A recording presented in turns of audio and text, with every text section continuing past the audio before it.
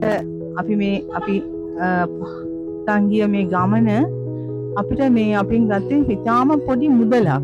නමුත් අපිට හිතා ගන්න බෑ අපිට මෙච්චර මේ ෆැසිලිටිස් දීලා මොකද ඉඳුම් හිටුම් කෑම බීම හොටෙල් ස්පෙෂල් ලක්සරි හොටෙල් මේ එතකොට මේ ටූරිස්ට් බස් ඒ හැම දෙයක්ම දීලා මෙස අපිට මෙච්චර මේ අඩු මුදලකට කොහොමද කරේ කියලා ඊටත් වඩා අපට මේ ආධ්‍යාත්මිකව වේලංකන්නි පල්ලියට ගිහිල්ලා දිව්‍ය පූජාවන් ඒ ආධ්‍යාත්මිකව අපිව ගොඩක් පෝෂණය කරන්න හොඳ පියතුමන්ලා ඒ වගේම අපිට ලැබුණු අත්දැකීම් අපිව තනිකර මෙතනින් අපිව වෙනස් තැනකට එක්කන් ගිහලා අපිව අපේ ජීවිත වෙනස් කරන තරමටපත් උනායි ගයිනිස්ටා. ඉතින් අපි ගයිනිස්ටාට මට තේරෙන්නේ කොහොම ස්තුති කරන්නද කියලා. ඒ කියන්නේ ඒ තරම් ප්‍රතිලාභ අපිට ලැබුණා. ඒක මේ කියන්න වචන නැහැ.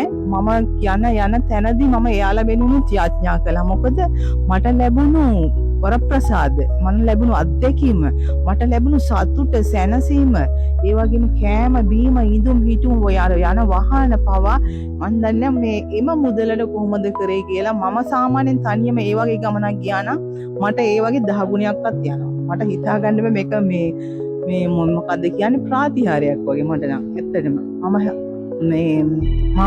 හදවතින්ම ස්තුති කරනවා ගයිනිස්ටා වලට. ඒ සර්වත් මට තේරෙන්නේ පුද්ගලයා